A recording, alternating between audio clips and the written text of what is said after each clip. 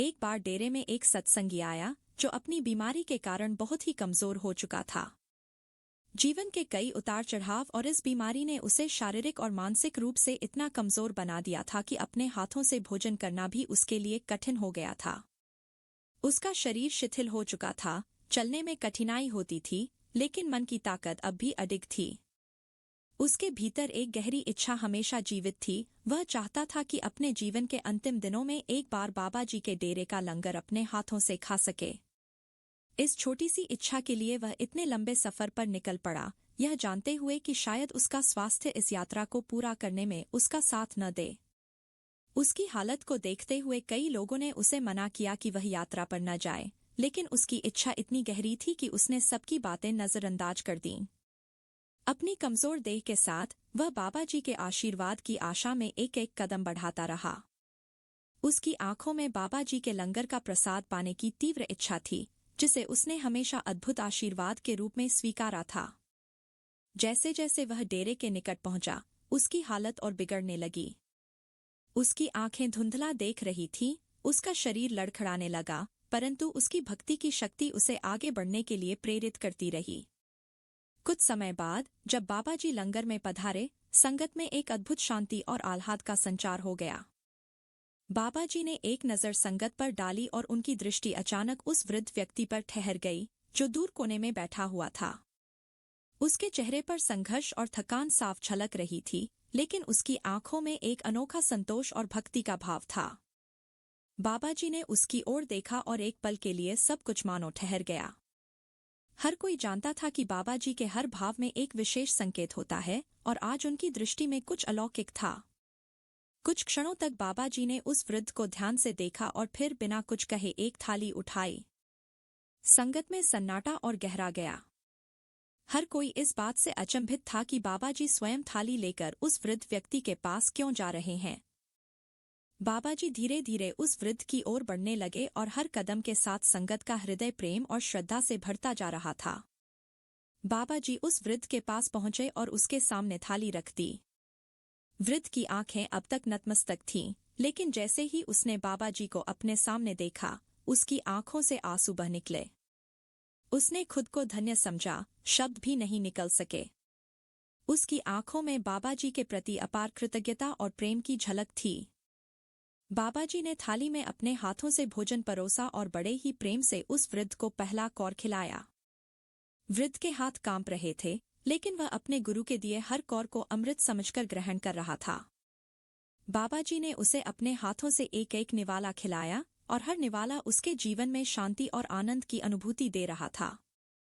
वृद्ध के मन में जो वर्षों से अनकही इच्छाएं थीं, जो अपार दर्द और थकान उसके जीवन के संघर्षों में कह रही थीं, वे सब मानो बाबा जी के हाथों से मिले इस प्रसाद के हर कौर में घुलते जा रहे थे। उसके पास न शब्द थे, न कोई विचार, बस एक गहरा समर्पण और प्रेम था जो उसके भीतर से फूट पड़ रहा था। बाबा जी के हर निवाले के साथ वह महसूस कर रहा था कि उसकी आत्मा जैसे धीरे धीरे मुक्त हो रही है, उसका मन एक अलौकिक शांति में डूबता जा रहा है। बाबा जी के हर कौर में मानो उसे आत्मिक पोषण और शक्ति प्राप्त हो रही थी। उसके शरीर में जैसे एक नई ऊर्जा का संचार होने लगा था। संगत में उपस्थित सभी लोग यह दृश्य देख रहे थे और हर किसी के मन में यह बात बैठ चुकी थी कि गुरु का प्रेम केवल शब्दों में नहीं, बल्कि उसके हर कर्म और हर भाव में प्रकट होता है।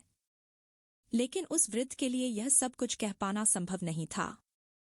बाबा जी ने उसके सिर पर हाथ फेरा और धीरे से उसके कंधे पर हाथ रखते हुए कहा, तूने अपने जीवन में जो भी सेवा की है, उसका प्रतिफल आज तुझे इस प्रसाद के रूप में मिल रहा है। बाबा जी के इस करुणामय स्पर्श ने उसे एक अलौकिक अनुभव दिया, जिसने उसे जीवन की वास्तविकता और मृत्यु की शांति के बीच का संबंध समझाया। यह क्षण संगत के लिए एक शिक्षा बन गया कि सच्चा प्रेम, सच्ची भक्ति और सच्चा समर्पण वही है जो दूसरों की सेवा में समर्पित हो जाए। उस वृद्ध की कहानी संगत में एक मिसाल बन गई, और बाबा जी के इस अद्भुत प्रेम और करुणा ने सभी के हृदयों को छू लिया।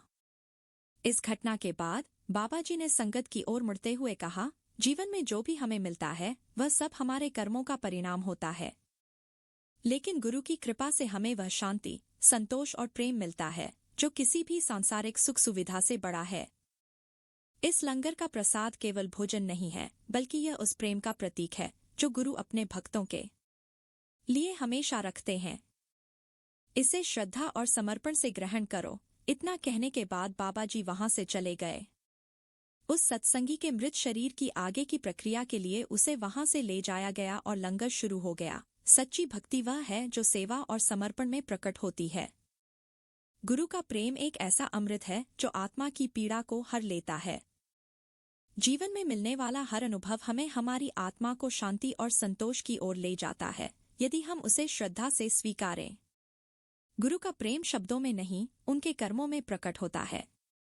सच्ची संतोष की अनुभूति हमें गुरु की कृपा से ही प्राप्त होती है, चाहे दुनिया में हमें कितनी भी सुविधाएं क्यों न मिलें। जिसकी आत्मा में गुरु का प्रेम बसता है, उसके जीवन में कोई भी संघर्ष बड़ा नहीं होता। जीवन की यात्रा में जब भी हम कठिनाई से गुजरते हैं, गुरु का आशीर्वाद हमें सच्ची राह दिखाता है। गुरु की करुणा वह शक्ति है जो हमें हमारे सबसे कठिन पलों में भी हिम्मत देती है। भक्ति वह अमृत है जो जीवन के हर कड़वे अनुभव को मधुर बना देती है। सच्चा प्रेम और भक्ति वही है जो बिना किसी अपेक्षा के समर्पण में स्वयं को व्यक्त करता है। संगत जी, आज के लिए इतना ही। अगर आपको इस वीडियो से कुछ नया जानने को मिला हो तो इस वीडियो को लाइक जरूर करें और ऐसे ही और भी वीडियो के लिए इस चैनल को सब्सक्राइब करें। राधा स्वामी जी।